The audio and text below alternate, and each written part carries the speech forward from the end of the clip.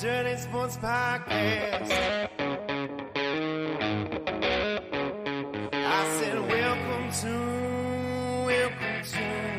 the Dirty Sports Podcast with Andy Ruther and Joe Prano. Welcome to the Dirty Sports Podcast. Welcome to the Dirty Sports Podcast. I'm your host, Andy Ruther, coming to you live from Cincinnati, Ohio, with my co-host, Los Angeles, California, Joey No Chill Prano. Hello, Andy. Happy July 3rd. July 3rd, the calm before the storm, Do you have 4th of July plans? You're such a middle American stay-at-home dad at this point. Do you just barbecue? I know you've got your New Balance now. You got the lawnmower. New Balance. You're anti-fireworks now. Sorry, you got the Nike Monarchs. Don't My bad. disrespect your own gift. The Nike Monarchs are basically like Nike doing New Balance cosplay.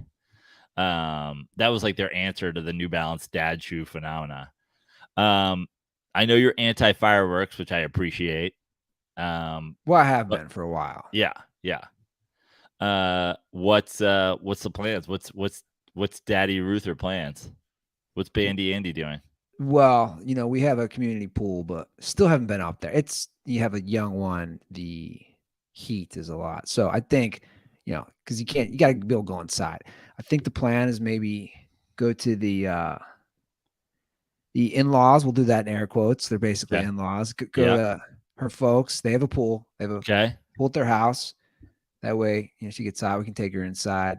Do a little of that. I'm sure some barbecue will be going on. My buddy has also invited to a barbecue tomorrow late evening. So possible 2 stops, but Wow. We'll see. How the little devil child is acting, because she just doesn't, she's better at daycare. We've learned. I'm learning a lot, which is fine. She likes action. I am too boring. So is there no putting her in a pool floaty and floating around in the pool or something like that? We'll probably do that now. I don't think she's fully been in a pool like that. She does like the water. Yeah. But I'm learning. Never too young. Haven't you seen the videos of the babies on the internet? Some swim coach just throws them in the water and then they float on their own.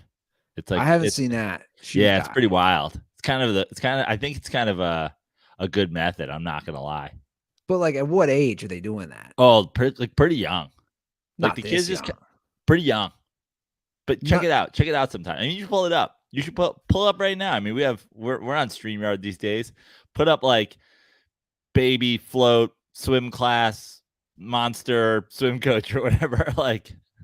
These swim coaches just literally throw babies in the water like they're bobbing apples, and they just fucking turn over and float on their own. Infant survival? Yeah, telling you. Well, I mean, this kid looks 6 to 15 months. What is this? Hold on a second. I'm going to pull this up. But I mean, what is wrong with these people? Well, first of all, this kid does not look 6 to 15 months. All right. So this is what we got here. This is going to be infant survival. That's what it's called. Yeah. First of all, this is how they shot the Nevermind cover. Dude, look at this kid. I'm telling you. How would your child react if he fell in the water?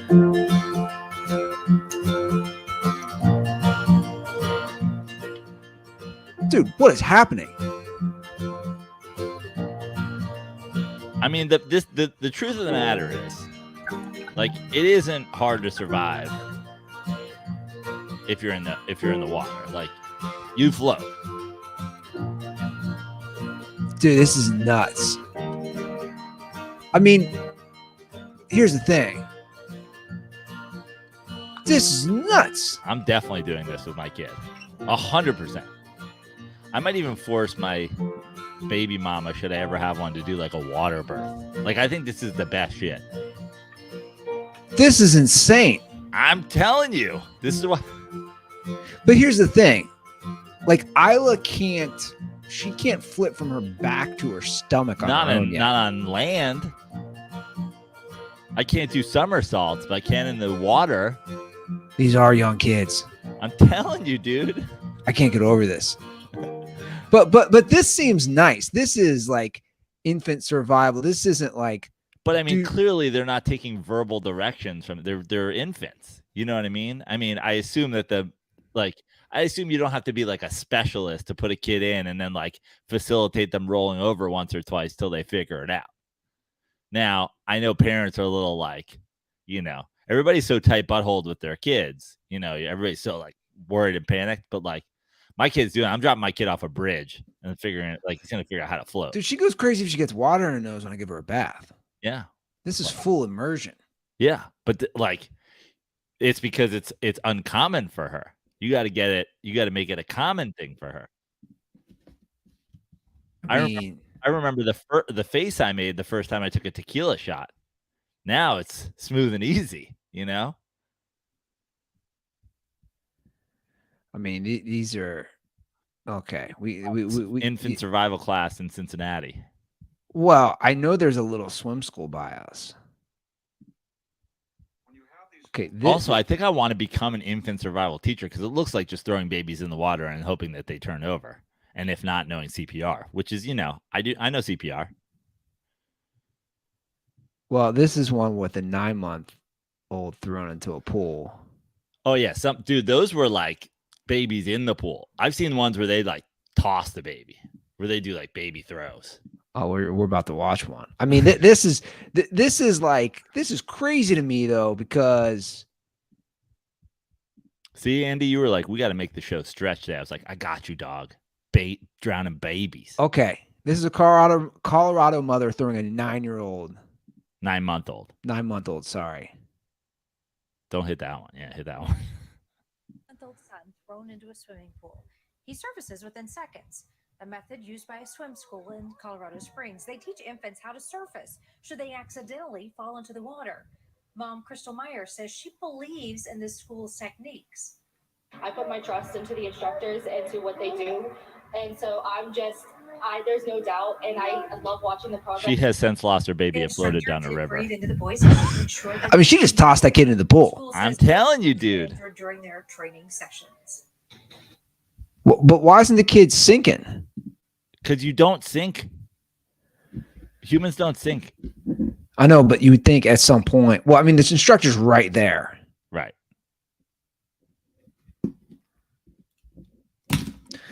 All right. I guess I'll add that to the agenda for tomorrow. Teach a kid how to swim. Throw your baby into the pool and then facilitate her turning over and then do it a couple times. It's like training a dog, Positive reinforcement, maybe some treats. Every time the baby turns over, ice cream in their mouth. I did learn this weekend. She's obsessed with watching me play Papa Shot. Huge W for dad. It's great. Like I'm talking next level. She likes action. We've learned that. So daycare is great because there's other babies. The action. There's stuff going on. Home, it's way more fussy. And out of a joke, I put her in front of the Papa Shot the other day. She was going nuts. I played for like 20 straight minutes and she just kept like kicking and like being happy and giggling. I was like, whoa, you like dad playing Papa Shot? I was getting turned and I finally have an audience member. I felt like the pressure made me better. I love it. I was crushing it. There might be a video pending. Super excited about watching dad miss jumpers. You basically have Kobe Bryant's kid. No, I was crushing it, man. I was setting scores. I was doing some footage. I think we're gonna have maybe a little video coming soon. Papa Shot tournament. I have a lot to learn though about split screen. Can you do that on TikTok? Yes, you can. Like I could take one video and put it next to another video if I film two. Sorta, yeah. You could definitely do that on. Yeah, you might have to do one and put it up and then do the other, but either way. That's what I was thinking. Yeah. Okay. Well, a lot to learn here at the Ruther house. So we do have some sports to talk today. I know we do. I know we can talk baby survival. Do we have any breaking free agency news? I think I've exceeded my Twitter limit. so I can't check Woj's tweets today. Let me see. I haven't really been on. No, I'll pull up. Here's what I have. I have the official free agency tracker. Oh, cool. With the money, which I like. Yeah. On Spotrac. Is that how it's pronounced? Right. Yeah. But it's great because it lists, and it does it in an order of the most paid, which right now would be Jeremy Grant as far as the highest deal. It's a wild deal. $160 million, 5 years for the Portland Trail Blazers. That's a wild one. So is the Fred VanVleet one. Didn't there maybe those have maybe there are a couple that aren't like officially signed yet, but aren't there a couple of max extensions? Wasn't there a LaMelo Ball and a Tyrese Halliburton and a? Oh, you're right. This is where this thing is debunked. Yeah, you're right. Because those aren't official. I don't know if it's debunked. It's not the moon landing. Well, this is where it's not as accurate, I should say. Not debunked. Yeah, you're right. Those were like 200 millions, right? Yeah. These ones are what's official. Because I saw one that compared the LaMelo extension 200 and I think in 40 or something like that to Michael Jordan's career NBA earnings of 94 million. And people just going like, wow, like people literally not being able to understand inflation for one. But also it was hilarious because, and I almost posted it, but then I was like, I don't even want to start the fucking thing. I was like, but the real test is going to be, can LaMelo win without Scottie Pippen? This is the real, that's the real telltale sign. Can he win a playoff series without Scottie Pippen? We will see. Well, now that his old boss is leaving, it'll probably help his cause. Right? Because Jordan was terrible as an owner. Well, there was a report prior to the NBA draft that said, even though the sale's basically done, that Michael would have the final say on who they picked at number 2. And of course, we all now know that they went Brandon Miller, not Scoot, which has obviously triggered the Trailblazers, Damian Lillard trade request, et cetera, et cetera. Why would he care who they pick if he's leaving? I don't know if he. I mean, I'm assuming he's gonna like continue to like root for his team that he owned or something. I don't know. But also, I don't know if he cared as much as like it was part of the deal, which is like obviously as new ownership, like somebody needs to be in charge here. Like it's not like, the new ownership group's like, hey, can you just give us all the paperwork you have and we'll just go into the draft cold? And I think it was just kind of like a bridge, like, hey, you're in charge of the last draft. We'll take it from here. Was LaMelo supposed to be the best ball? Well, I don't know if he was supposed to be. I think there was really high hopes for Lonzo. But I got that one right. I called him a bust early. Yeah. He's a bust. It's still like relatively early. I mean, I think he's a bust. He was hurt all last year. Yeah. And he's not going to play all next season. Did you know that? It was out for the whole year already? Correct. Oh, okay. He's a bust. Hey, when I get a W, I'm really I know. I don't know if you can do the happy dance if you call every player under 24 in the NBA a bust, and then occasionally they come true. Okay. But I think when LaMelo grew extensively, because he's significantly bigger than Lonzo, I think that was when they were like, oh, he's, that was when his draft stock really rose, and obviously he went super high and has been better for sure than Lonzo to start his career. You don't hear much from Lavar Ball anymore. No, I think people figured out that was that was a flash in the pan. Yeah. Also, like he did it, when every channel puts him on and they just get, they hyper saturate him, and then everybody's like, okay, we're tired of him. It's not true that ESPN is giving LeVar Ball his own show. I wouldn't be surprised. I mean, provided he'd work for cheap, they'll probably give him 11 or 12 hours of the day. Serious question. How different of a sports analyst are LeVar Ball and Stephen A. Smith?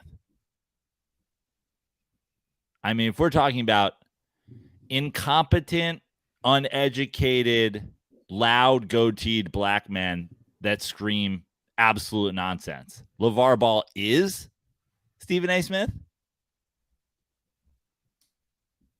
I don't know why they didn't just also the Stephen A. Smith not getting fired, everybody else gets fired thing tells you everything that you need to know about ESPN. I know there's all the people out there like, oh, the fucking woke ESPN and this and all that. It's like ESPN doesn't give a shit about anything but being a fucking tabloid sensation at this point. They don't care if you say good shit, bad shit, liberal shit, conservative. They don't care. They just want you screaming about nonsense. Yeah, I don't think it has nothing to do with politics. I think this is like way top down, right? So this is Disney, who's owned ESPN since 95. This is Disney saying, we got to trim some serious budget. We got to trim the budget.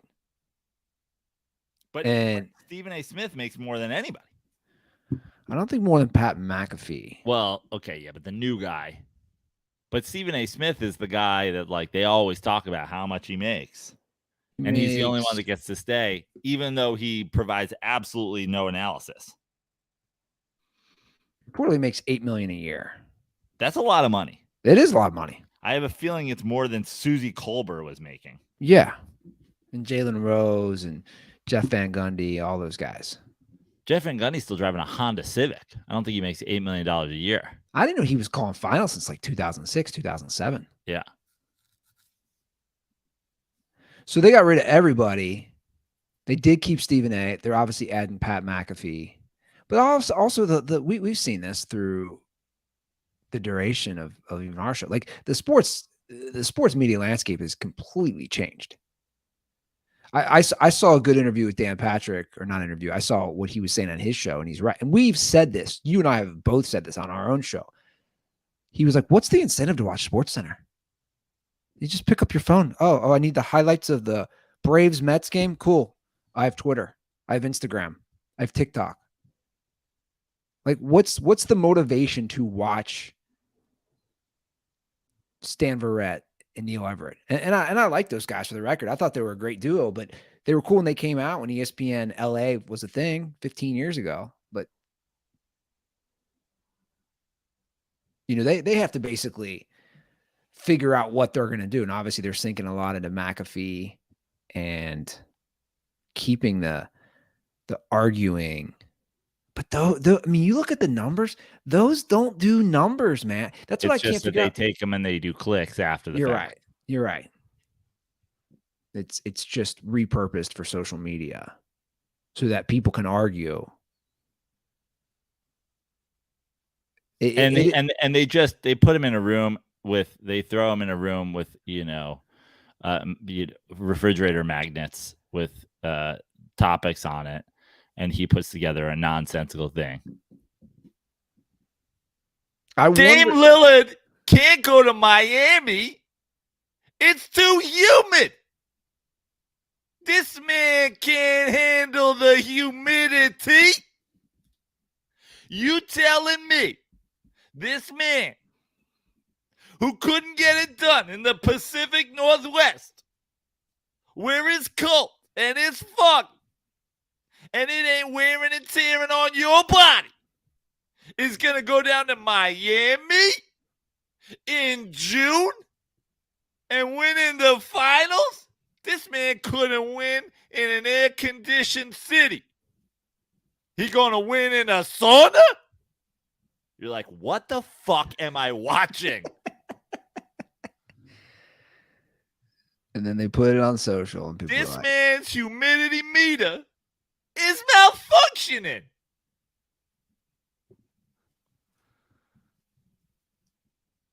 Yeah, they kept him.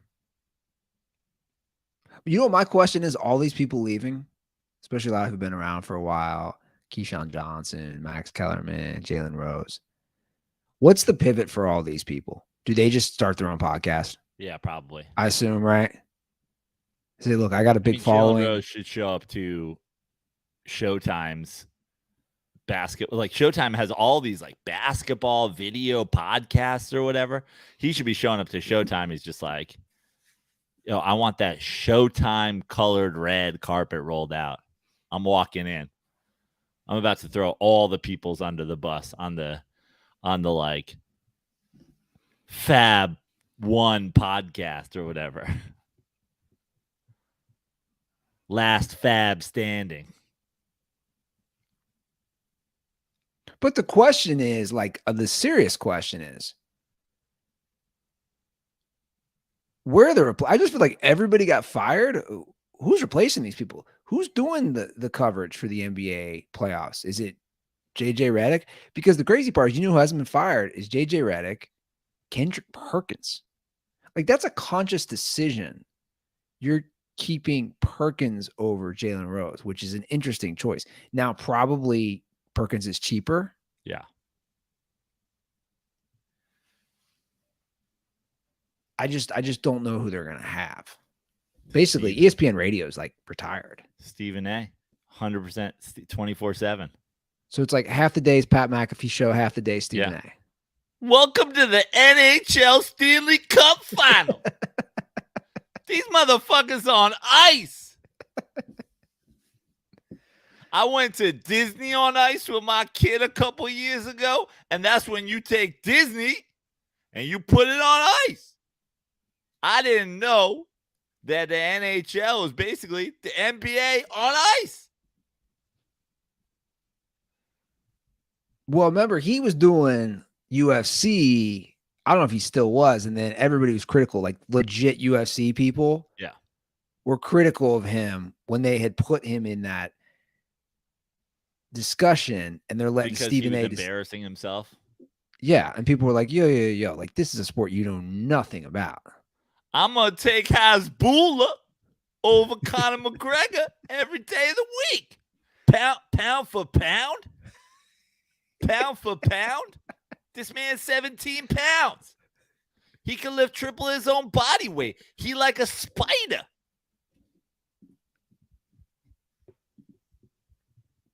You telling me pound for pound, this 17-pound child ain't the toughest pound for pound fighter in the world? Conor McGregor is 10 times his size. You telling me he 10 times as strong? Nah. Pound for pound, I'm taking the little guy. So I want to highlight a few of these free agent deals that I think are good. Some that are bad. First of all, the Draymond Green, as far as my bad, I just don't get it, man. Well, I mean, I don't get it, but I get it. And it's also just, I just don't think, I think that the Warriors and Steve Kerr and Steph Curry, like, I think the Warriors as an organization and Steve Kerr as a coach and Steph Curry as the player that the whole thing is built around, I think that they've just got a little too much, nostalgia for. They've got a little too much loyalty to all. Like, this is not how good championship. But that's my point. Organizations are 25 run. million? You don't just go, well, we won, so we keep going. That's my thing. Like, it obviously worked. They got 4 titles. But to give a 33-year-old Draymond Green $100 million, you're giving Draymond Green $25 million a year. Here's the fun. His career stats, points, rebounds, assists, don't average 25. Or they're close. They're right there. I think when you talk about the Warriors, the smartest thing, truly, if you were like, let's be the Spurs, let's be the whatever. Now, Tim Duncan was obviously there the whole time to the end of the Spurs, and they they were competitive-ish the whole time, is you move on from all of them. In this league where you can get guys, but like Steph Curry was going to be a Warrior for his career. Like he's just going to be. There's a lot of talk, maybe Charlotte in the end because that's where he's from and he's a blah, blah, blah. It's like, it just feels to me like they've committed to being Steph Curry is a Warrior for life. I think their window is fully closed. And I think Draymond Green, it's not like he's a useless basketball player now. And it's not like people wouldn't have given him that money. But sadly, I think what the Warriors did is they didn't want to see him end up on the Kings. They didn't want to like face Draymond Green with a Lakers team or with a Kings team. And they also feel some loyalty to these guys. But the bottom line is they're not winning another title, this group. They're just not. And if you're loyal to Draymond, you got to be loyal to Clay. And so this is it. This is your strategy. Add Chris Paul. Hope for the best. Yeah, because you're not getting any younger. To me, this is the equivalent of the guy living in his high school glory years. Like, remember that time? I mean, they're a year and a couple months removed from their last title. But things change quickly. Things change quickly. But I just don't know what the big picture strategy is here. Now, there's certainly room for Clay to move, and there's certainly like, is Chris Paul going to be on this team? Is this the beginning of it? But like every time people pontificate that the Warriors are about to make some wild thing, they do the exact opposite, and they just go, we're running it back. And I don't think you've got the firepower. I mean, Clay wasn't good in the playoffs. Draymond, still a great defensive player, still obviously brings a ton of, immeasurables to a team. And also these numbers are just out of control. But it is wild to me that they had to, I get Draymond being somewhat, upset about the way the whole thing went down, but it's like the only person that was defended fully and protected fully by the team was Draymond. Like, you sided with Draymond over Kevin Durant. You sided with Draymond over Jordan Poole. You didn't suspend Draymond for punching a player in the face. So I don't know where the disrespect that Draymond would feel from the Warriors was coming from. So it almost feels like, why isn't Draymond giving the Warriors a discount? And the answer is because all of these guys are absolutely delusional. And these GMs and these contracts facilitate that a little bit. Dylan Brooks got $80 million. Yeah, it's crazy. Dylan Brooks is coming up, 2 months ago, was embarrassed.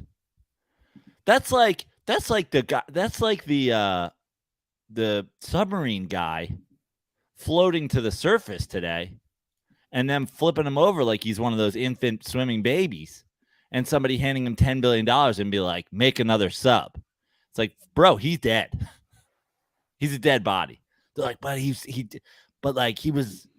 made some headlines. Yeah, not in a good way. He killed 5 people. I don't know if I've seen anybody turn just absolute demolishing embarrassment into money the way Dylan Brooks did.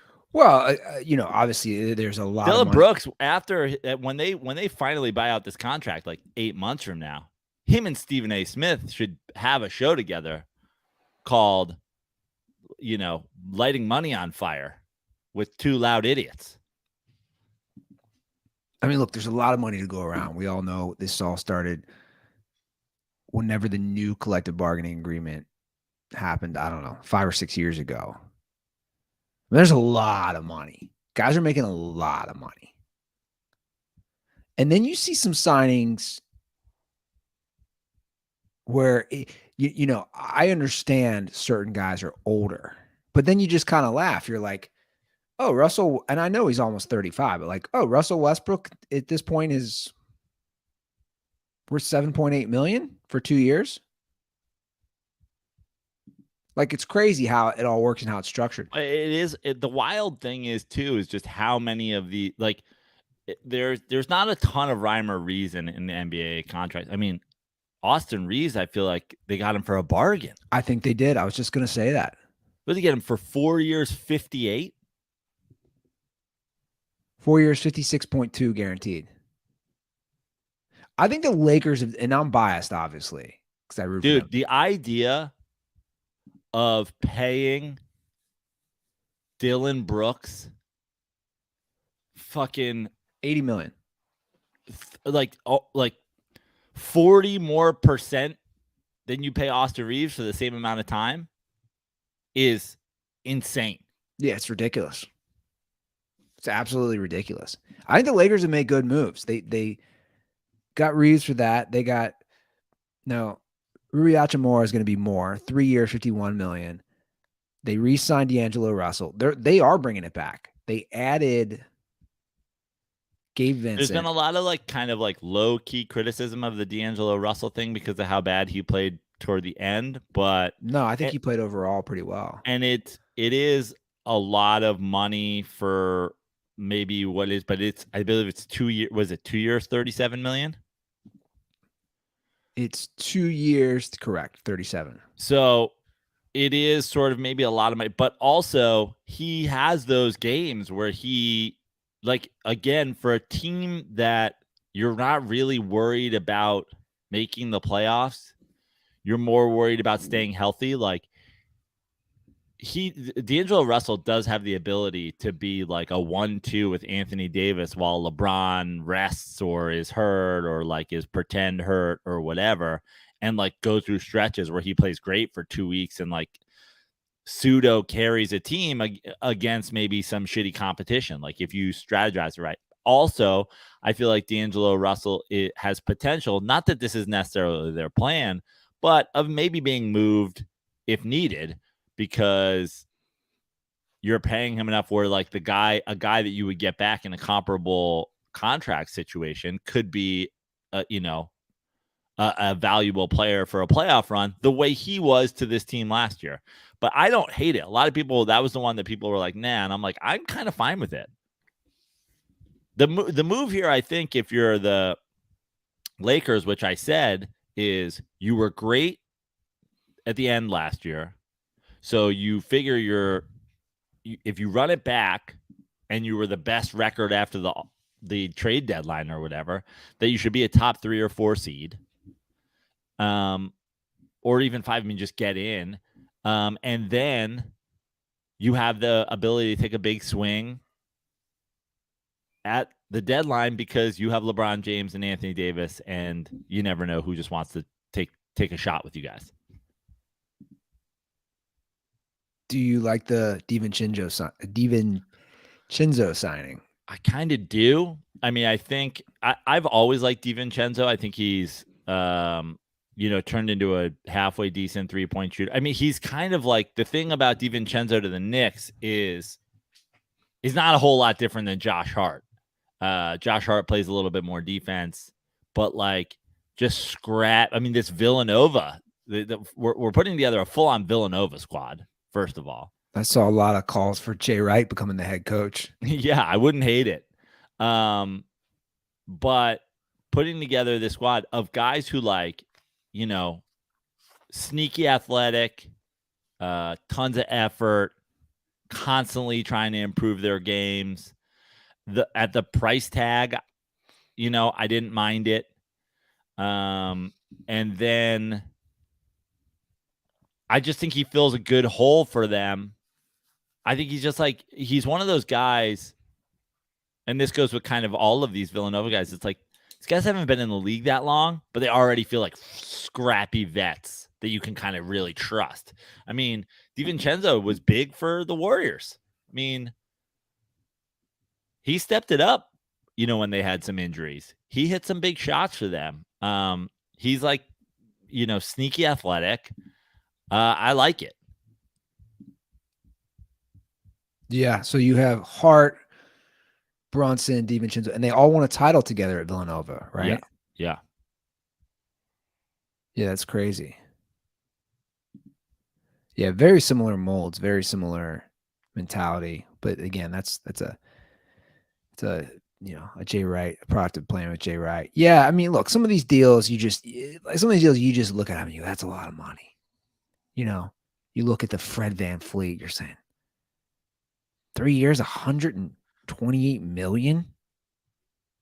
That's a lot of money. I don't know. Kyle Kuzma, 4 years, $102 million. And I get that's what the market is setting it at. Chris Middleton, 3 years, $102 million. My thing is, I get what the market's setting it at, but my question always is, are you getting a return on investment? I mean, I think for the Bucks, you feel like we were the 1 seed. We had an injury issue. Like, to me, the Bucks more than the Warriors seem fine in being like, hey, let's run it back. And it's 3 years. So, this is your window. And then things really start to change because Giannis, as an incredible player as he is, and we've kind of become spoiled to think that all these 7-foot unicorns should be like banging threes and whatever. It's like the Bucks were able to win a title by figuring out that like Giannis isn't Kevin Durant and Giannis isn't LeBron James. Giannis is a in the paint player, a great defender. As we know, unless he goes to like the famous like we're going to send him to the Olajuwon post game camp or whatever, where apparently you work with Hakeem for 4 days and they take 3 TikTok videos of it, and now you are like doing the dream shake. How many fucking big men over the years have we heard? Not just big men. Kobe did that. Remember one summer? Yeah. Kobe did that. It's like Dwight Howard. It's gone to Hakeem's. And you're like, Dwight Howard still hasn't made a jump shot in the NBA, and he's out of the NBA. He still hasn't made a jump shot. But like, if you're the Bucks, you need to get it. Like, it's kind of the Dwight Howard thing. Giannis is obviously a significantly better player than Dwight Howard, but as that athleticism falls, unless your game is changing, you're not going to be better. So I just think that their window, unlike the Warriors, isn't closed. So it's kind of safe to say, hey, let's run it back. Kyle Kuzma. Listen, the Rockets and the Wizards giving people money to me is like, what? Like, you guys got to pick a lane here. Are you like rebuilding, or are you? And I guess there's some Fred VanVleet, point guard, veteran, like. But like, you can't pay a guy $28 million a year, whatever it is, for like leadership. Well, yeah, that's my thing. It's a lot of money, man. It's just a lot of money that these guys are getting. And again, I always say, like, does it justify? Are you going to get a return on this? Like, you could even argue, you brought up the Lakers and D'Angelo Russell. It's like Gabe Vincent, 3 years, 33. D'Angelo, 2 years, 37.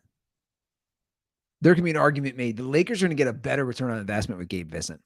Well, they're probably going to get a better return on investment overall. Again, with D'Angelo Russell, I think your hope is that he's the ultimate kind of streaky, hot or cold guy. And if he comes out and he makes his first 3 threes, you're like, hey, we can play him 35 minutes this game, and we can like take a little LeBron. I mean, it's January and we're playing the Wizards. Like, let's give him some run and see if he can't carry a team, and we get some people some rest, or it's a back-to-back. Let's sit LeBron. For the record, sorry to cut you off. For the record, has there been a more boring team than the Wizards? And your mascot is like, Wizards are cool, man. They create cool. Like, when's the last time the Wizards were anything? Anything. Is the most exciting thing out of the Wizards been Gilbert Arenas pulling a gun on his teammate? Jordan. Michael Jordan scoring 20 on 26 shots. That's what I'm saying. Like, when's the last time the Wizards were anything? I'd argue that they were the Bullets. I'd argue the Wizards have never been anything at any point. Like ever. Realistically? Seriously. I mean, like, I have no memory of the Wizards being exciting. Ever. No. But what's funny is I can just start naming guys who played for them, and you're like, they didn't really pan out. Calvert Chaney.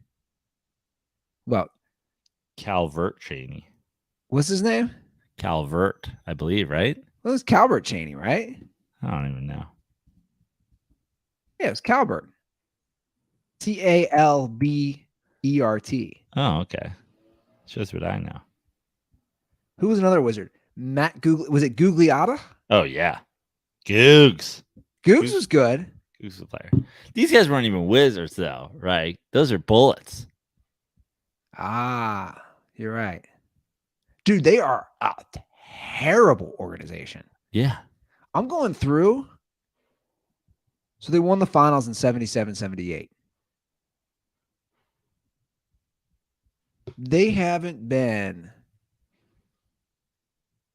to a conference finals. How are they always lost in the mix, I feel? I mean, this is kind of eye-opening. Like, you think they suck, you don't hear. They haven't been to a final since 78-79. They haven't been. That's the last time they were in conference finals. 78-79. My entire existence on planet Earth, they have not been to a conference finals. And that's why Kyle Kuzma is getting over $100 million from them. They want to continue this trend. I have to bring up the Shaq tweet, the Shaq Instagram post about somebody posting. I don't know how this started. Somebody post, hold up. It's a picture of Shaq next to Joel Embiid. Let's be honest, Joel Embiid would lock up and contain a prime Shaq. And then Shaq tweeted, I like these conversations. Give me your thoughts. You already know mine. Hashtag barbecue chicken alert. I love it. Guys, the thought of Joel Embiid, and I'm just going to say this because this is why I want to bring this up, because I think you're going to agree with me. I have, in my lifetime, I have never, I'm talking straight up prime in their prime. And I'm going to use the word dominating. I have never seen a more dominating player than Shaq in his prime. Not Jordan, not LeBron. Sorry. I'm talking with the adjective dominating. Have you? I've never seen someone more dominating than Shaq in his prime. You literally could not stop him. Yeah, I'm pulling it up right now. Shaq went for 22 points a game against Tim Duncan in his career. Now, Tim Duncan is just craftier, and I don't want to say like necessarily a better defender than Embiid, but like probably consistently more of a better defender. The idea, like, I think they were talking about the two, what was the tweet? Contained and dominated, contained and cooked. Like, Joel Embiid would lock up and contain a prime Shaq. Those are two different phrases. Yeah, lock up and contain are completely different. Containing Shaq, containing prime Shaq is what? Holding him to 25 and 10? Like, to me, that's what, you contained. We have 40-20 NBA playoff games from Shaq in his prime. So We have finals where he's averaging 35, 15, and like 2. Yeah. So I guess, but like the idea that Joel Embiid locks up Shaq. I don't think he can. I don't even think he contains him. Now go back to what I said. In your life, I'm talking prime. Again, I'm talking. But the Shaq dominance. Who's more dominant when Shaq was playing like Shaq? But it's sort of my point is the Shaq dominance on a day-to-day basis. It's like, unless you have Tim Duncan, unless you have Kevin Garnett, unless you have, Dennis Rodman when they brought him over to the Bulls, that was obviously pre-prime Shaq even. But unless you have a guy, like, you're not containing him. Now, that being said, Joel Embiid is a big guy and a great rim protector and a great defender. So you're not like, if you night in and night out, the Shaq 40-15, 40-20, whatever, like you're not getting that. But again, what does that even mean? Like, if Shaq goes for 25 and 11, yeah, I guess that's containing prime Shaq, but that's like kind of what I'm expecting. But it's not even containing. That's what I'm saying. It's containing him compared to himself. Like, but lock down, when you say lock down somebody, they score 11 points on a bunch of free throws and he doesn't grab any boards and he doesn't you're not doing that. I mean, again, I know I've said this many times. You think about those finals for those of us who witnessed it as adults, right? As somebody in my early 20s, you could not stop Shaq unless you fouled him. They literally created a whole thing. But Shaq. To be fair, okay, let's go through who did Shaq and Kobe beat in the finals? Pacers, Nets, Sixers. Then they lost to Detroit with Ben Wallace. Now, Ben Wallace is like on a different level in terms of at that time and the defense and just being a defender and a rebounder. But who'd they get through? Yeah, right? That's what I'm saying. They got through the Spurs. They got through the Kings. Those were epic playoff series back then. You're right. By the time they got to the finals, it was like, oh, Rick Smits from the Pacers. But that's what I'm saying. I'm not taking anything away from Shaq. I think Shaq is an all-time great, and I agree with you. His prime is not, but like you get to he put up absurd finals numbers because the Nets. Did the Nets have a center? Todd McCullough. No, I don't know if that was Nets or Sixers. Like Dikembe Mutombo was on one of those teams. He was probably on the Sixers. No, I get it. I mean, that's a fair point. Look, in my life, I didn't see Kareem, so I can't speak for that. I obviously didn't see Wilt Chamberlain. I didn't see these guys. I think Joel Embiid could contain prime Shaq to the tune of 25 and 12. If you ask me for a center, again, I didn't see some of those older guys. If I'm starting a team, my center is Shaq. I'm not even hesitating. My center, Shaq. My center might not be Shaq, but if I'm starting a team, I might not have a center, to be totally honest with you. I might not. But if we're doing the 5 traditional, yeah. I mean, off the top of my head, I'm saying Shaq, Jordan, LeBron. Like those 3, for me, that's exactly who I'm starting my team with. And then we can figure out the other 2 spots. Probably a couple shooters. I mean, there is kind of like a obvious modern NBA starting lineup that is Steph Curry, Michael Jordan, LeBron James, Tim Duncan, Shaquille O'Neal. There is kind of you could say inarguably that if you were starting a team with just the guys who dominated the league at its greatest, with championships, with ability, like Steph being a 3-point shooter, Michael being the mid-range. Who's beating that team? I mean, if I can't take anybody off of that team, nobody. Could I put together a 5-man lineup that beats that team? Maybe. You know. Who is beating that squad? Listen, Jordan, LeBron, Shaq, Tim Duncan, and Steph Curry. Listen. Realistically, do you want me to like hot take you here? Like it's not that bit crazy of a hot take, but 2011 Mavs. But like I could also play a game. Me, the way I like to see basketball is played and the way I think that the modern NBA wins. I could start LeBron at 1, put Steph at 2, put KD at 3, put Larry Bird at 4, and put Duncan at 5, or Jokic at 5, and be like, I might beat the fuck out of that team. 3 is better than 2. Interesting.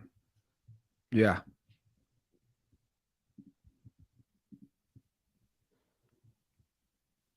Well, that's what makes it so interesting to have those NBA discussions. But again, you go back to the line. You go back to Steph, Jordan, LeBron, Durant, Shaq.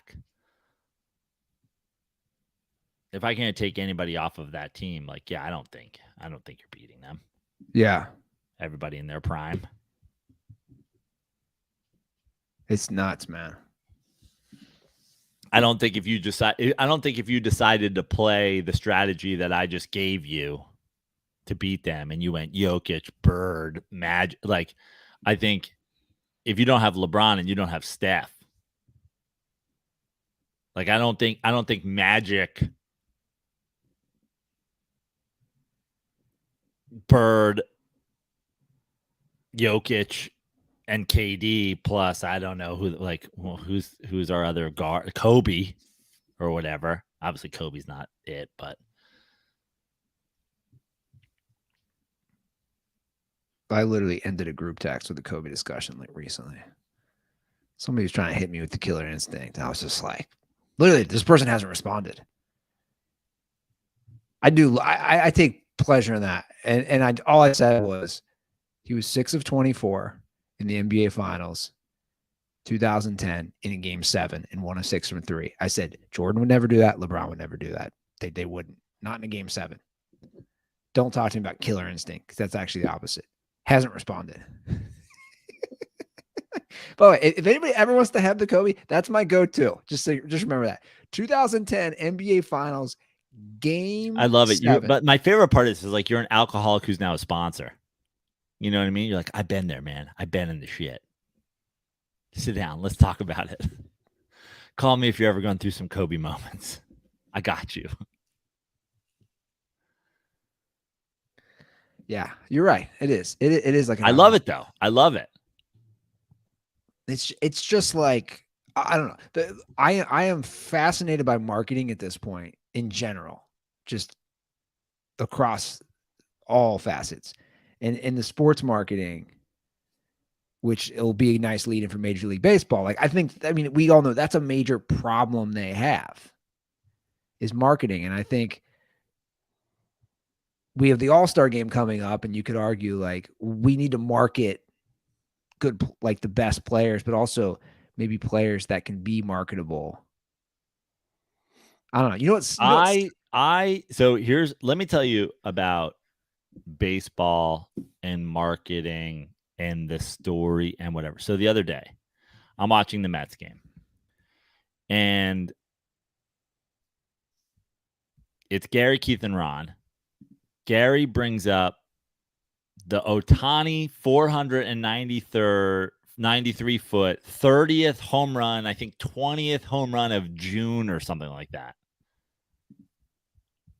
And Keith Hernandez, this is a day later. This is like the next evening's game. Keith Hernandez goes, he hit another one. And Ron Darling goes, 493 feet. And Keith Hernandez goes, wow. Dude, you're like, there's a little bit of this, of course. Like, there's a 2% of this that I put on Keith Hernandez, just probably puts on fucking old Santana albums for his 2-hour drive back to Sag Harbor and then immediately hangs out with his cat and doesn't put on Baseball Tonight or whatever. If Baseball Tonight's even a show, I don't know. Probably not. But my point is, baseball's marketing is so shitty that you have, I would say, an elite baseball analyst doesn't know 20 hours later that Shohei Ohtani hit his 30th home run of the year, the longest home run of the season. Like, how does it? That's just baseball doing a bad job. If Patrick Mahomes throws for 500 yards and 4 touchdowns, Keith Hernandez knows about it. Yeah. Yeah. Everybody's going to know.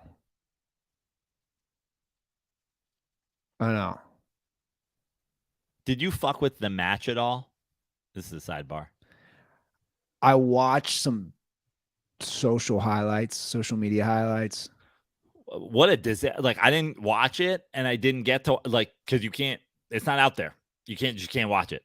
Oh, you missed it at 6 p.m. on a Thursday on TNT? You didn't see? I saw some video highlights. Yeah, I saw some video highlights, but like, I want to watch it.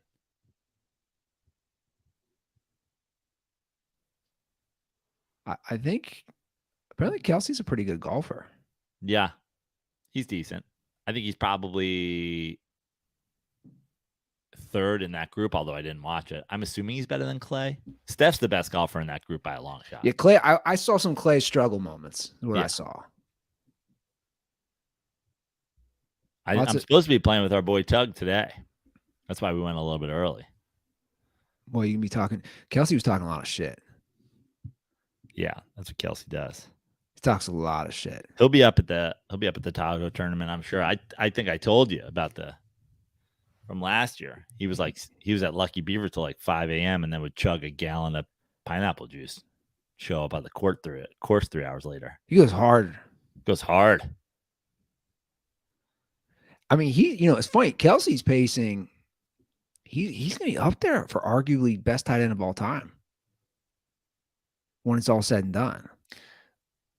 It's hard to argue with the numbers alone.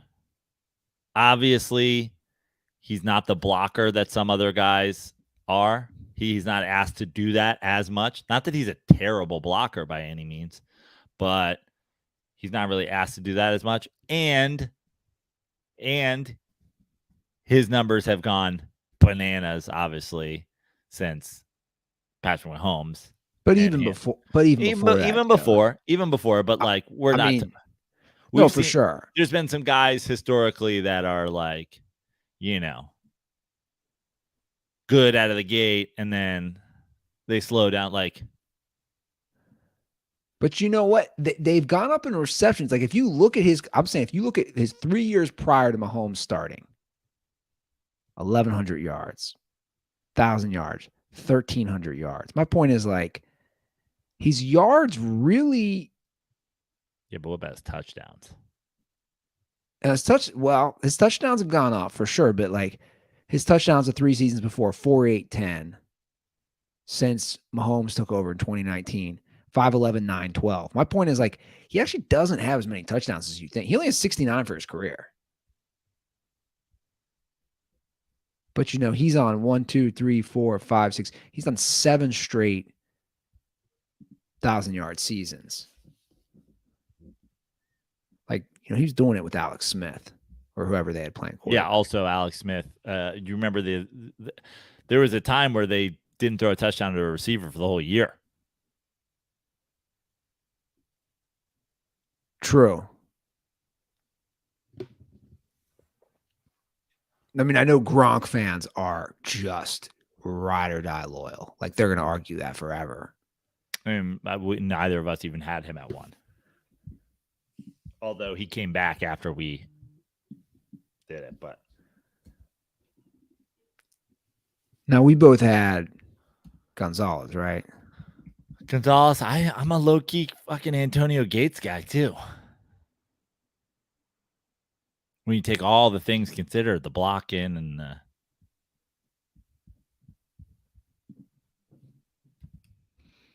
Was he a good blocker?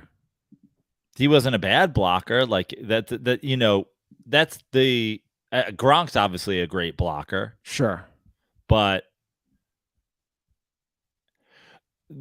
when you talk about Gronk, it's like, dude, without the titles. I mean, he's pretty dominant, man. What's crazy is if you compare right now Kelce versus Gonzalez, Kelce's like a little over 5,000 yards away from Gonzalez. I mean, they're pretty similar. Now he's played about half his last games. As far as trajectory, I mean, you never know with the NFL with injuries, right? That's why the longevity thing is just so damn. And Kelce's like the new receiving tight, like the comparison of the numbers, but like numbers wise, on that alone. Yeah, we're long gone from the Mark Bavaro days in Tecmo Bowl. Remember Mark Bavaro in Tecmo Bowl? I love me some Mark Bavaro.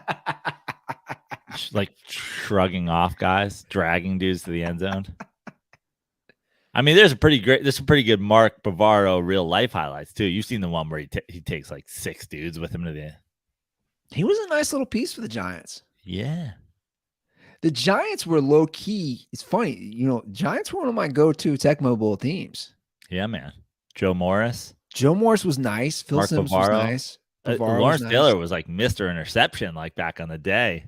Bro. Lawrence Taylor was a beast. My go-to teams: Raiders, Niners, and Giants. Yeah, I figured those were my 3. I also was a low-key Cleveland Browns, like Webster Slaughter, Bernie Kosar. Little Bernie Kosar. I'm gonna preview this real early. That's my sleeper team this year is the Browns. The Browns. You think Deshaun Watson has a comeback year? I do. I think everybody forgets he didn't play football for 2 years. And nobody's talking about it. Everybody's talking about the Bengals. Everybody's talking about the Ravens, especially in that division. I just think I feel like this is completely fueled by your hatred of Baker Mayfield. You're like, the Browns going to do it without Mayfield. Your hatred of Lamar Jackson. No. I just think right now I'm going to mark it. The Browns make the playoffs. I think the Browns make the playoffs. They went 7-10 last year. They still have nice defensive pieces. You still have a running game. Deshaun Watson is not going to have to put up the same numbers he put up in Houston. I think the Browns win. You hear it here first. 10 games. Nobody's talking about them. And I don't know if that means the Bengals take a step back as far as wins, or the Ravens don't do as well as everybody's saying. I don't know. We'll see. I'm not rooting for a rapist, but let me tell you what's gonna happen. Let me tell you what's gonna happen with the Ravens this year, since we're doing fucking AFC North hot take predictions. I think that and I know people are gonna be like, here we go. I think the addition of Odell Beckham. I think the Ravens are going to come out so fucking hot, and everybody is going to want to dance on our graves with the Lamar Jackson takes. It's going to feel like he earned every dollar, and then they're going to fucking absolutely take a dump in the playoffs, and we'll be like, what the fuck does it even matter? We're back to where we were 3 years ago. Great season. Oh, you're an MVP? Oh, but you can't win a fucking playoff game. Like, I feel like 6 weeks into the NFL season, I can't wait. Like, I've already gone into the future. Like, I can't wait until we're showing this clip 6 weeks in the NFL season. 6 weeks into the NFL season, everybody who's a Lamar Jackson fan is going to be like, we fucking told you. And then week 13, when Tyler Huntley's starting, and then they get Lamar Jackson back for like half a game prior to the playoffs, and they come in, and then he can't complete a pass, and he goes 4 for 21, and they lose a playoff game like 9-6. We're gonna be like, okay, well, this was a fun year. It is true. I mean, they could go 13-4. None of that matters. I mean, I kind of want to say to the dirtballs out there, like in week 6, like be wary of the Andy Ruther suck my dick tweet that you're gonna want to send because you're 6-0. No, I'm here for it. Please. And you've beaten like a Bengals team, and you're scoring 40 points a game because like that's kind of what the whole point is. I'm here for it. I've obviously was really critical. And I've just been I've never been critical of Lamar Jackson's like inability to be a talented NFL player. I'm critical of his ability to stay on the field, and does his game translate to long-term success or championships? Well, that's what I'm saying. I've been critical of. Like, you know, the reason the NFL is so loved, I think, is because you've said it. Everybody has this feeling at the start of the year, my team has a chance.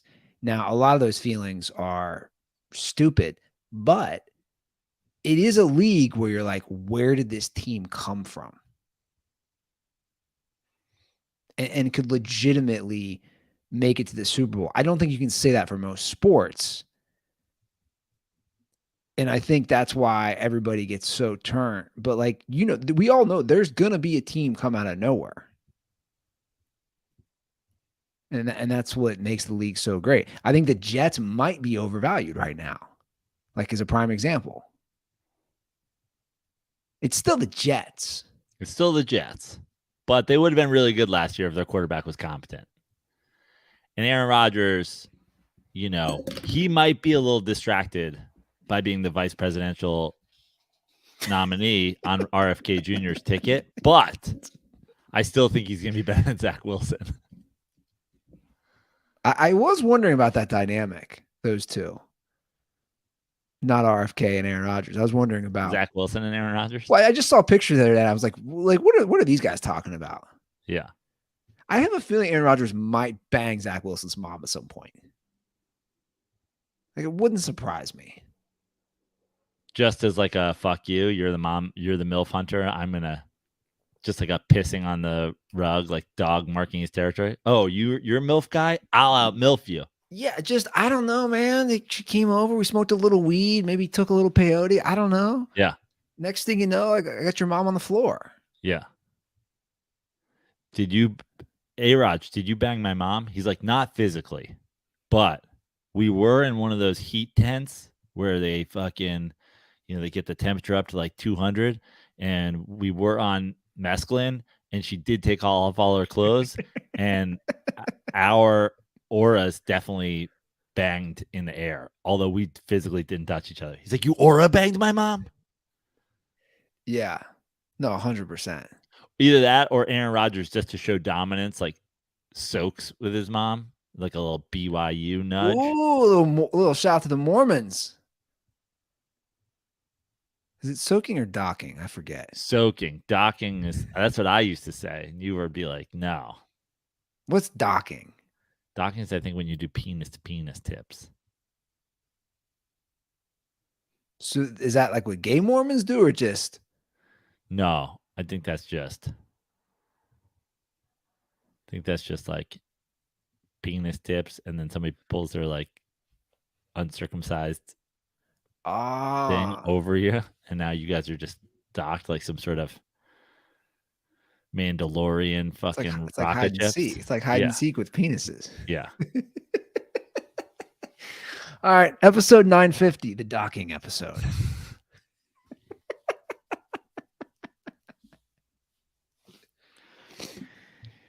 You learn a lot. Okay. I did want to bring up, before we get to this call, I wanted to bring up, just completely non-sports related, because it is July 4th. Best 4th of July movies.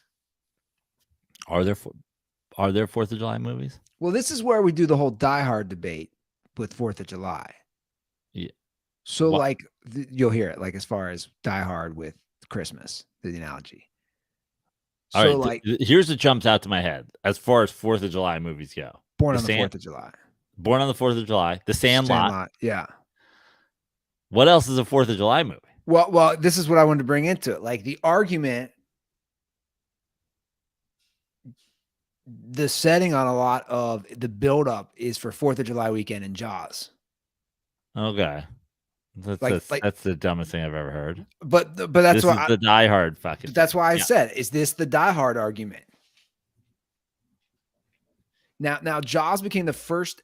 All the summer blockbusters are because of Jaws, but I believe it came out Memorial Weekend. But again, the premise. Before Jaws is an incredible movie. Of course. What is this? The Call? No, this is not The Call. This is just me. you. This is me because a lot of July 4th I have watched Jaws at night. Because to me, I think July 4th and I like Jaws. And like I said, there's that scene on the beach. The big buildup is, are we going to have the beaches open for 4th of July? Okay, I'm just pulling this up. I'd argue Jaws is more 4th of July than Die Hard is Christmas. Yes, I'd 100% agree with that. Okay. Independence Day. Yeah, forgot that one. Born on the 4th of July. The Patriot. Okay. The Sandlot. Jaws.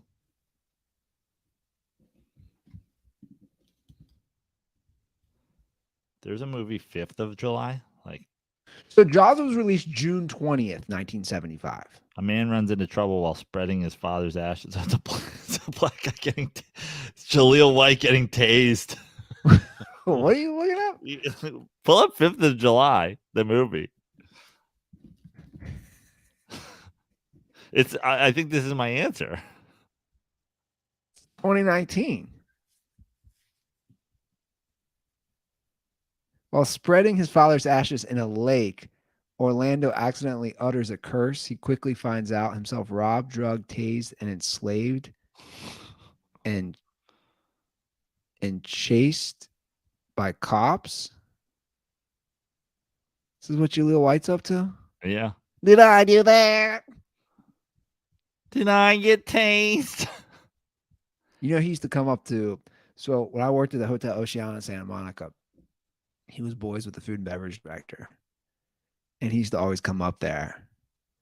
But he'd always come up as, what was his cool guy in Family Matters? Stefan or Cal?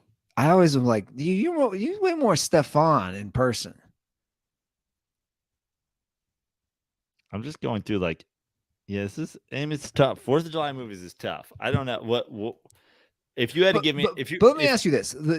So I looked up. So Jaws comes out June 20th. Like it comes out right before 4th of July. Yeah. I think it's a 4th of July movie. Okay.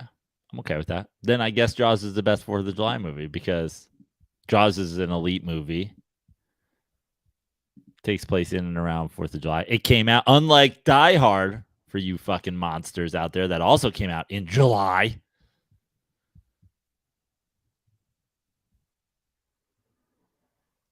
You know what feed I'm obsessed with, which talks about movies? All the right movies on Twitter. Of a fantastic Tom Cruise reference. Well, this feed, it does threads on movies. Threads, Andy, I have a rate limit. I can't be reading threads. I had to go on Dirty Sports the other day.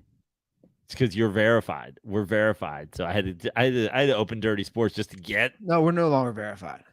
Oh, we're not. I stopped paying for it. I might start again. The advantage of the verification is that I think the main advantage is you can edit within the first hour and the video length. Mark my words. I think people are going to start releasing podcasts. They're already doing it. Theo Von did it the other day because Roseanne was on his podcast saying that the Holocaust didn't happen and YouTube banned that. Well, I saw that, and he was saying it was a shtick. I watched the full video, which I didn't fully really understand. But so he released a full podcast. Yeah, and then Elon Musk retweeted it. I think people are going to start releasing comedy specials on Twitter. I think that's his goal, is to compete. And hear me out. I think the exceeding limit, I think that's a troll job. I know you're going to disagree. Oh, listen, I don't necessarily disagree. I do think trolling your customers is a weird move. It is a weird move. McDonald's is like, hey, we shit in your French fries. Well, gotcha. You're like, I don't want to go to fucking McDonald's anymore. Yeah, I'd like to supersize fries. Yeah, unfortunately, due to fucking hacking, we can only give you small fries in a supersized box. Oh, I hate you. Gotcha. You got punked. Have you been seeing the you got Elon? Have you been seeing the Grimace thing? Yeah. Speaking of McDonald's, you got grimaced. The Grimace shake thing. Yeah. This is where I'm at. See, I'm watching those videos on TikTok. Yeah. So the reason, to go back what I was saying, the reason I read these all the right movies, it's like when I'm putting Isla to sleep, and like she's not, read her threads. She's not there yet. Like I see today's Back to the Future was released 38 years. What they do is Back to the Future was released 38 years ago today, a 45 tweet thread, and I'm like, oh, I want to learn about this. But then I was laughing because I was reading the one on Full Metal Jacket. And what's the actor? Why am I forgetting his name? The guy who played the crazy person who killed himself. Yeah, I know what you're talking about. God, Vincent D'Onofrio. Yeah. He tweeted at them. I'd never seen an actor tweet. He's like, I love this account, love this thread. A lot of things you said about our movie were inaccurate. Like he just like hopped in this popular thread and just was like, that's great. Look, this is great. And I appreciate you like giving all this thread on our movie. A lot of these things just didn't happen. So take it with a grain of salt. Anyway, I'm talking about long threads, which is a good lead in for our call. I'm just going to play one call today as far as our show, and a lot of talk about the 1,000th episode. Yeah. So this is about the 1,000th episode and kind of the history of us. Oh, hold on. Let's start. Let's do it from the start. Yo, boys. Former Keys Dirtball, now Central Oregon Dirtball, Austin here. Just wondering, with the 1,000th episode coming up and 10 years anniversary coming up as well, I was just wondering, thinking back, what was it like when you guys were first getting the show started? I believe the first 50 or 75 episodes or so were all a bunch of different co-hosts, random ones. I know Joe was filming a lot then, but just wondering, like, Ruther, for you, what was it like when you realized, hey, you're going to really take this thing to the next level? Like, I really want to make this like a full-time thing, blah, blah, blah. And then, Brandon, what was it like for your point of view when did Ruther approach you? Were you just sitting around one day and was like, hey, I'm going to do this 30 sports thing? Just curious, boys. Love to hear from you. Bye.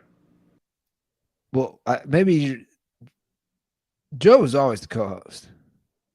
Yeah, I think there early on there were some fill-ins, like Brant, I think, filled in when I wasn't there. Slater filled in, because for a while those guys were on the show, and I don't think I ever did an episode with Slater. But whatever was happening at the time, I think it was on the road with Lachlan a bunch, and we couldn't do. We hadn't figured out call-ins yet. We hadn't figured out a lot of different stuff. The way I always remember the like Ruther approaching me was, and I tell this story a lot when people ask me about the podcast on other podcasts or whatever it was. I had started Kooks with Lachlan, and Ruther was like, hey, can you help me? I want to start a podcast. And then kind of after that was like, hey, would you want to co-host it? And I was like, well, yeah, I'm down, but like I have got this other thing and I kind of do all the legwork for it. So provided you can do all the legwork and I'll just be the Lachlan on the show who just shows up and talks. And you're like, yeah, we can do that.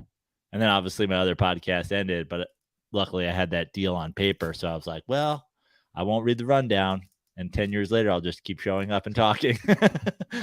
Well, there was a moment you probably see. I have some interesting memories, like specific. I remember it was like you're gonna laugh, like God, you and your descriptions. It was like a kind of a colder, rainy November night we had just done like Is this a ghost story? That's back when me and Josh Filipowski were hosting every Friday night in the belly room at the Comedy Store. And no, would it have been then? No, that would have been a few years before that. And I think we went back to your place in Venice, your first place. And maybe we were smoking some weed and talking sport. Like this is like a couple years before. Like it happened early on. And then in terms of what? Like discussing a possible podcast. You probably don't remember that. Yeah. Well, I remember you were doing Zowie or whatever the fuck it was. Oh, Yowie. You know what sucks? I can't find a single. It's like it didn't exist. So I found some pictures. That was your original sports. Wasn't that a sports show too? Sports Zoo. Sports Zoo. Yeah. With Guy on Couch. And I remember when you talked to me about Dirty Sports the first time, you were like, "You're really good on Yowie or whatever." Zowie, whatever. Yeah, you were like, "You're really good on Sports Zoo." Yowie is the definition of a startup, just taking seed money, venture capitalist seed money, pissing it away. I remember they had a nice little office. Yeah. On 30th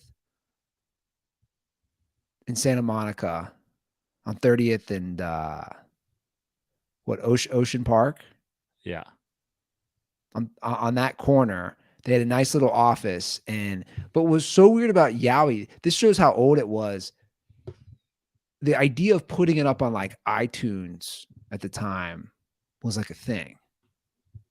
Like the only person I knew who had that up was like Adam Carolla. This is like 2011. We had some interesting guests. Theo, here's a funny early story. Theo did Sports Zoo. Theo Von did.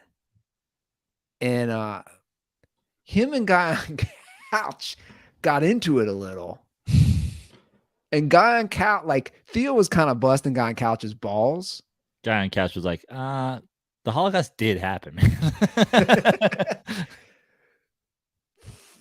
Guy on Couch went at Theo about Theo showing up in sweatpants. Like that was his like roast back at Theo. He's like, "Oh, you show up to the podcast, dress up a little." Like it was one like at that point, 2011, Theo was most known for Road Rules. Right. But yeah, I found some pictures of that show. I just wish I had the audio. I can only imagine the shit I said on that. Oh, I can't even. So like to describe it, so people were like, "What kind of podcast?" It was streaming only, but in a way, it was ahead of its time. It was video streaming, and you could ask questions. But like that, people don't realize that didn't exist on YouTube. Right? Did it in 2011? I have no idea. But like it was ahead of its time. Anyway, the 1000th episode, by my calculations, is December 25th, which is hilarious. I could be off. Today's the 950th, but my calculations, the 1000th episode would be on Christmas Day this year, which obviously we're not going to record on Christmas Day. Sorry, guys. Well, I said to you before the show, and I'll say it again, and I saw Mitch, I think it was, in the Reddit saying like, "Hey, maybe you can miss a couple episodes, and that'll put you into January." Which, listen, like I don't think we've missed an episode in a long time. So we'll probably be on pace for that. But I've said, and not just Eddie, but like a bunch of other people I know who have done podcasts that reached a certain point, they'll be like, okay, 998, 999, 1001. And then like a week or two later, when they have this big event planned, they're like, this is the 1000th. And I don't know, there's a way to do something like that, maybe in early January. Yeah, like I mean, I'm open. So, plane or flights, I mean, would be very expensive for a Vegas thing by Christmas. They wouldn't be as bad probably the first week of December or the week after Christmas or the 2 weeks after yeah, Christmas. or you just record 1,000th early and then you put it out. But we do everything. We do so much stuff that's like live. Yeah, but that'd be easy to do. Just say, hey, we're going to record the 1,000th early. Yeah. Or late. I don't know. I mean, there's definitely options there.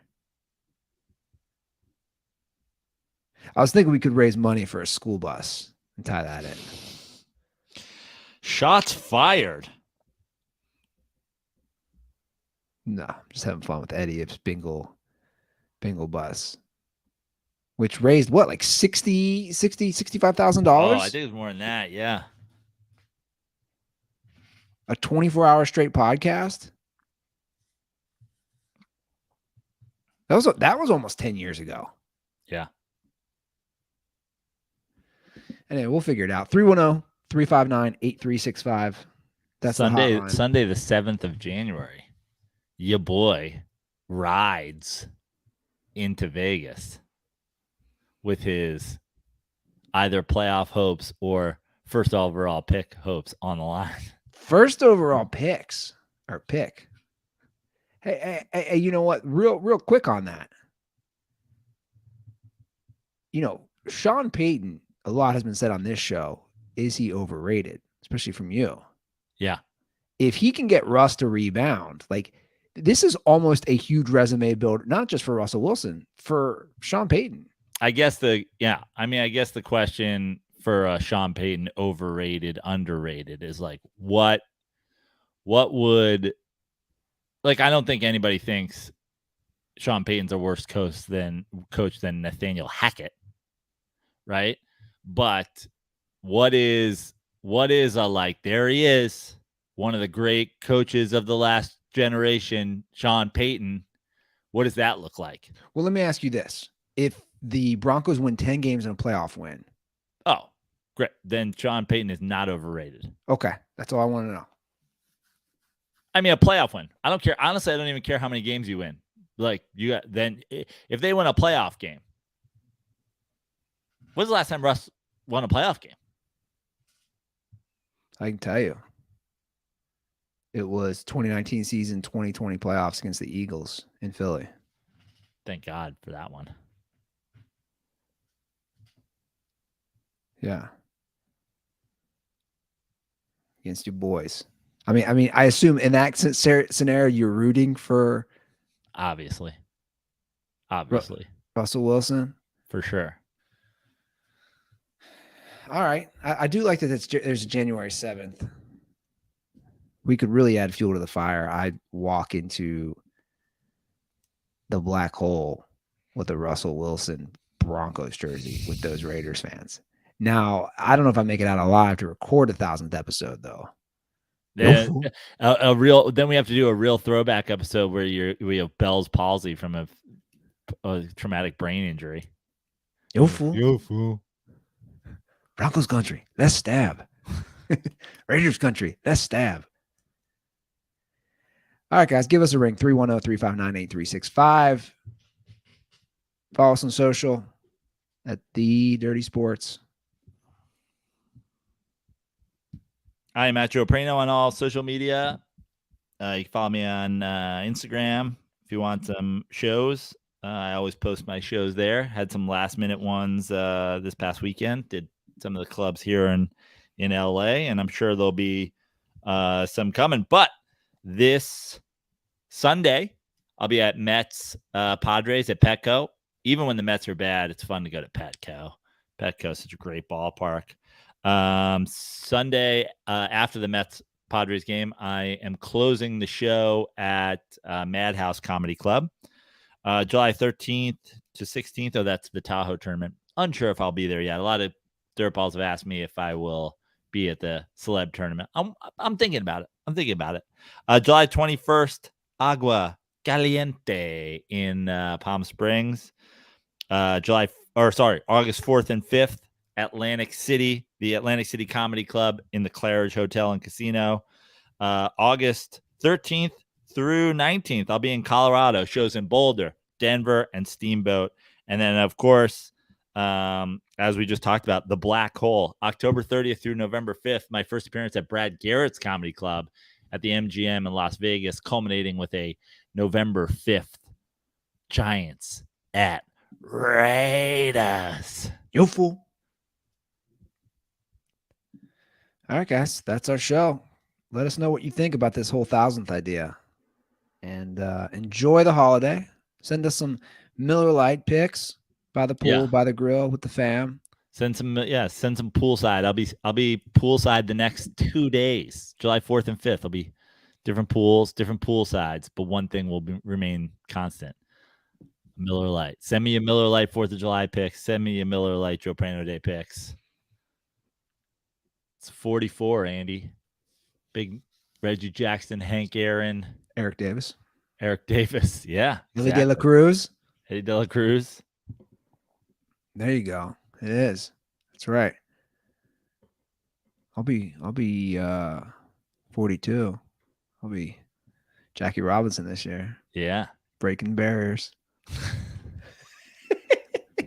All right, let me get out of here on that note. I need you to spend the weekend the way the Dodgers just threw Jackie Robinson into the Major League Baseball, despite how it could hurt him physically. I need you throwing Isla face first into a pool this weekend. Not gonna happen. Will it float? On that note, let's get out of here. Have a great 4th of July. Have a great week. We'll be back on Thursday. And as always, stay dirty.